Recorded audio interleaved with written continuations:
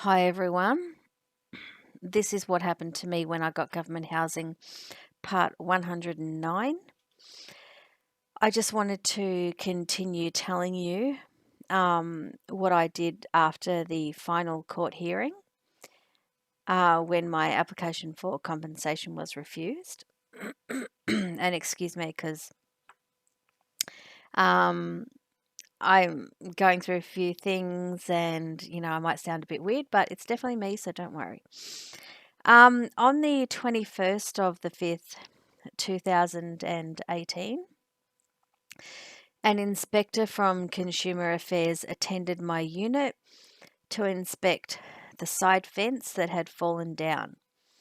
The inspector said that this was an emergency repair and that he would send me a report to confirm this, and I would need to wait until I got his report before I could take the matter to VCAT.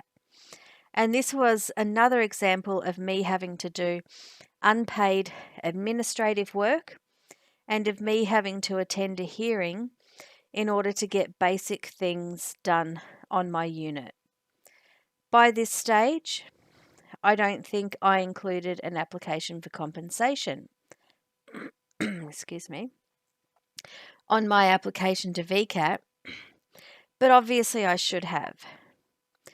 The fact that I had to do all of that work just to get the fence repaired, and the impact that having no fence to protect me from my neighbours and other people had on me was huge. There seemed to be one reason after another why I couldn't leave my unit or why I couldn't use the backyard. By rights, I think I should have been able to claim back half of my rent for the first 5 years that I was living in this block, because I was only able to use half of my property in that time. Sorry guys, I just had to drink, and I didn't want to do that with my mic on. Now, I stopped applying for compensation because that was what I had been trained to do. You know, when you look at my story so far, I mean, that's basically what it was all about. I had been convinced that I couldn't get compensation because my claims kept getting refused. This is clearly unfair and unjust, but it's also the truth. The VCAT members who refused my claims for compensation, despite there being enough evidence to award it to me, were twisting reality, and I was forced to accept their twisted version of reality. In their world, I couldn't get compensation, and there seemed to be nothing that I could do about it. And I knew that it was wrong back then, but I wasn't prepared to go to social media and tell my story back then. But sometimes I wished I had of. I mean, if you look at it now, I'm telling my story and I'm publishing these videos, and I know that some of you have been in the same situation as me.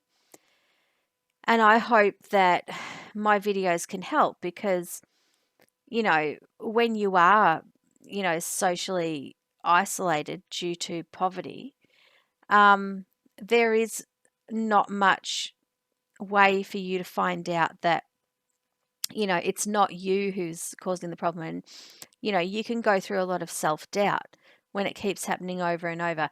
And none of them will admit responsibility. And they won't admit their prejudice, obviously. And you may think that it's you, but clearly, if people like me and you and everyone else keep coming forward and telling their stories, people will realize that it's not the fault of the victim. And unfortunately, from what I can see, the sort of attitude that I got was quite common. So on the 25th of the 5th, 2018, I emailed a complaint to the Legal Services Commissioner about the respondent's lawyer. I knew this person had a problem with me and that they were unethical, but I also thought that if their conduct was examined by someone, that there would be more points on which they should be disciplined. I knew nothing about the law or about any code of conduct that lawyers had to adhere to, but I knew that this lawyer's behaviour was wrong and nasty and cruel and unethical. On the 28th of the 5th, 2018, I received a report from the inspector from Consumer Affairs about the side fence. So now I had to go to VCAT to get the repair done. So on the 1st of the 6th, 2018, I went to Officeworks to print out all the forms and the photos that I needed to present my case. And that was my time and my money and my effort that was spent doing all of that. And the other thing is that you don't just go down there and photocopy everything. You also have to bring it back home and organize it. It's not something that takes 5 minutes. It is quite time consuming. Anyway, on the 3rd of the 6th, 2018, I wrote up a complaint against the staff at VOCAT, which was the compensation court. My complaints were mainly about the way that I was treated by them and the strange things that they said to me, which included telling me that they had just finished speaking to my lawyer when I never had a lawyer representing me for that application, and saying that they had spoken to my brothers or sisters when in fact I have no brothers or sisters. Other issues I had with them were the staff yelling at me and accusing me of being rude to them when I spoke to them in a perfectly polite manner. I emailed the complaint to an email address that I got from the staff at the Melbourne Magistrates Court after ringing them.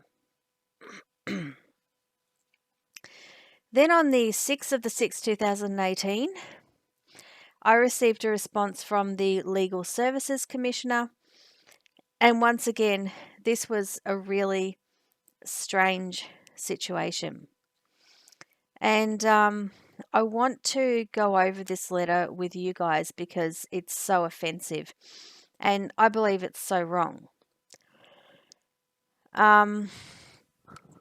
So at this stage, I just wanted to stress that what I'm about to tell you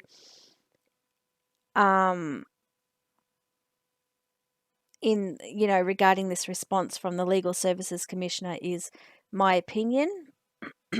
Excuse me. And I'm including it in this story because I've tried to convey that I believe I was treated badly by all levels of the justice system. And I believe that this letter demonstrates some of the things that I've been telling you all. And I also believe that showing it to you is in the public interest. And I'll do my best to explain why. Basically, as you know, I've been saying that I think this lawyer was unethical for many reasons. So after all the court hearings were over and I was able to assess the way that I had been treated, I decided that a complaint against the respondent's lawyer was warranted. So I sent in a complaint to the Victorian Legal Services Commissioner. And the response that I got was utterly offensive. Also, I think that the response that I got demonstrates bias because there doesn't appear to have been any investigation done. And the person who received my complaint, who I'm obviously not going to name, doesn't appear to have watched the video of my compensation hearing. It seems to me that my complaint was rebutted without investigation and that it wasn't taken seriously because it was made by an outsider not by someone who worked within the justice system. I'll go through some points in the response to try to explain what I mean. Firstly, the person receiving my complaint showed my allegations to the lawyer and asked them for a response. And I think that that would have been unnecessary if the staffer had simply watched the video of the hearing to verify my claims. Also, you can see in point 1 the claim that I should have raised concerns about the lawyer's behaviour at the hearing. I think that is unfair, and I think that is victim blaming. I also think it's a cop-out. Also, it wasn't practical for me to raise my concerns because the judge who was hearing my case was so stern and so hard on me. The other point I would have to mention in response to that assertion is that if that were true, then victims like myself would be expected to not only present our case, but also seek to discipline bad behaviour by lawyers in the courtroom. I think that is an unreasonable expectation. And it's also another example of how people who work in the justice system seem to pass the buck back onto the victim and to load up victims with responsibilities, which is what I've been saying throughout this whole series. The other thing that needs to be raised about point 1 is that it concludes, I can only assume that there were no adverse comments about his actions. And his was referring to the lawyer. So, in other words, the person concludes, I can only assume there was no adverse comments about the lawyer's action. I believe this is another cop-out. I mean, why have a complaint system if complaints are going to be hand-passed back to the victim? I was disgusted. On point 2, the lawyer seems to have gotten away with lying about the points of the intervention order by claiming that it was a misunderstanding. And I would like to know how many times a victim or even a perpetrator has used that as a way of getting out of responsibility for lies that were told in court. The respondent's lawyer was caught out by me and he got away with it. So, in other words, when you have an intervention order against someone or when someone has one against you, it has certain points on it. And those are the points that you can get breached on. Like, for example, if I had an intervention order against you, which, and one of the points was that I should stay, or that you should stay 50, meters away from me, and you were 45 meters away from me, then, you could get breached, but if you were 55, you couldn't. Okay, so the points are important. If people get to watch the hearing, you can see that the lawyer was actually caught out by me in court, but that wasn't me being intelligent, and that wasn't me telling the truth, and that wasn't me catching him out, and that wasn't me catching him doing the wrong thing, and that wasn't him lying. That was simply a misunderstanding. But I didn't get to use, the idea of a misunderstanding. I was judged harshly, and I think that any misunderstandings were used against me, and clearly they must have been, because I, in the end, was not awarded compensation. Anyway, sorry, I keep clearing my throat. On point 3, the lawyer denied that he shouted at me. And once again, this could have been easily verified by watching the video of the hearing. because he did. And what's even worse is that point 3 states that if the respondent's lawyer had acted improperly in court, the court would have made adverse comments about his conduct. So, in other words, it was my word against his, no investigation was conducted, and he was believed without evidence. My word had to be backed up by comments from the court, and his word was taken as the truth. And once again, this is evidence of bias. Then again, on point 4, it is claimed that when the lawyer spoke too softly for me to hear, this wasn't a disciplinary breach. And again, the burden of responsibility was hand-passed back to me, the victim who had been repeatedly assaulted. And it goes on.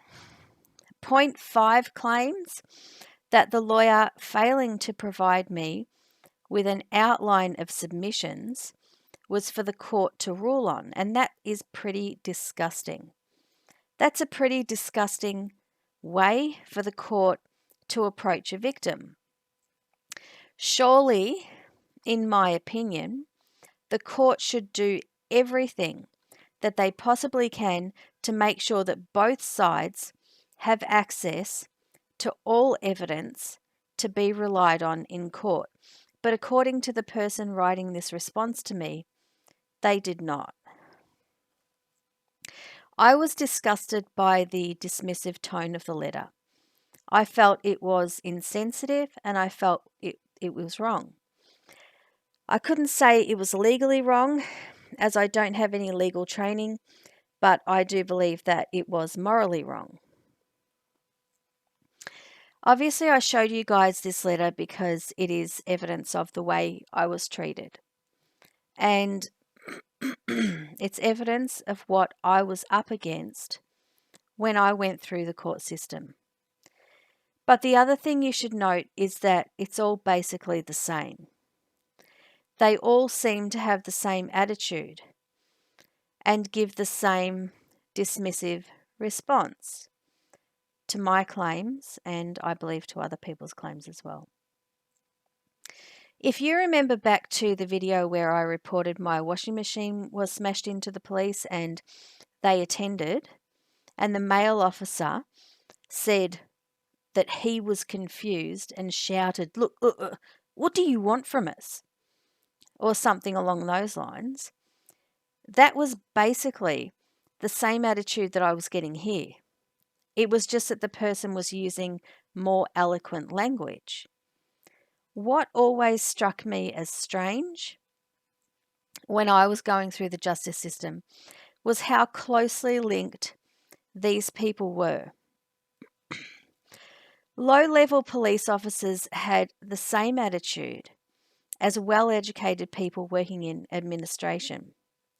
It appeared that some judges were willing to believe the word of a police officer without batting an eyelid, and that child protection workers were willing to use police tactics to get the response that they were looking for. It was strange and it was creepy. It was hopeless and it was disempowering. And no one would listen without prejudice.